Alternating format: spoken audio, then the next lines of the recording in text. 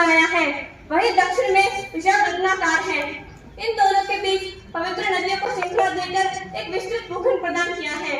वहीं इसके निवासी मानव समाज ने अपने ज्ञान विज्ञान व अध्यात्म के आविष्कारों द्वारा अपने को विश्व में अग्रगण्य बना रखा है।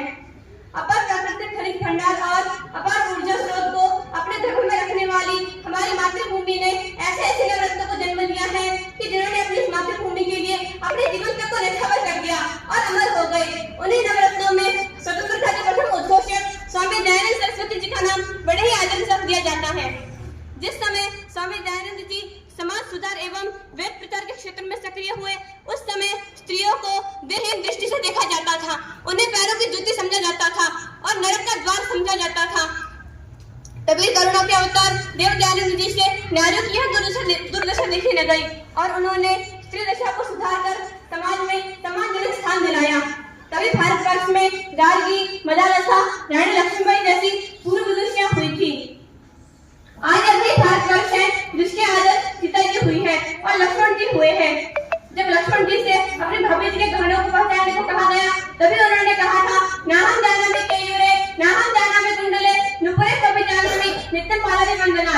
अर्थात न तो मैं बाजूबंदों को जानता हूँ और न ही कुंडलों को जानता हूँ, नुपुर को जानता हूँ, वो भी नित्य विवाह करने से कि यह भाभी जी के ही है। पहले यह आदर्श था हमारे भारतवर्ष का, और जैसे भारतवर्ष में नारी जाति के साथ हर 20 मिनट पर पुस्तक होते हैं, कहाँ गई हमारी सभ्यता, कहाँ गए हमारा आदर्श। अब हम बात करते हैं गरीबी की। आप सभी को पता होना चाहिए कि आप उस देश के वासी हैं जहाँ सरकार एक समय की, एक दिन की, एक प्लेट 8 हजार की खाती है। तो हम गरीब नहीं होंगे तो क्या होंगे? भूखमरी से लोग मरेंगे नहीं तो क्या होगा? हमें अपने स्वास्थ्य के लिए नहीं, अभी तो प्राण के लिए जीना चाहिए। किसी ने ठीक ही कहा है, सूरज हमें रोशनी देता, वायु नया जीवन देती है।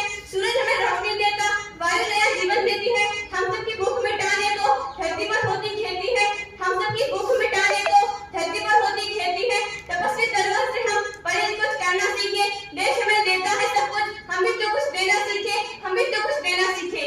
हम उन देशभक्तों की तरह अपना जीवन को नहीं दे सकते, परंतु श्रद्धांजलि तो दे ही सकते हैं। इसलिए मैं अपनी ओर से उन वीरों को श्रद्धांजलि देते हुए चार पंक्तियों के माध्यम से अपनी बात समाप्त करूंगी।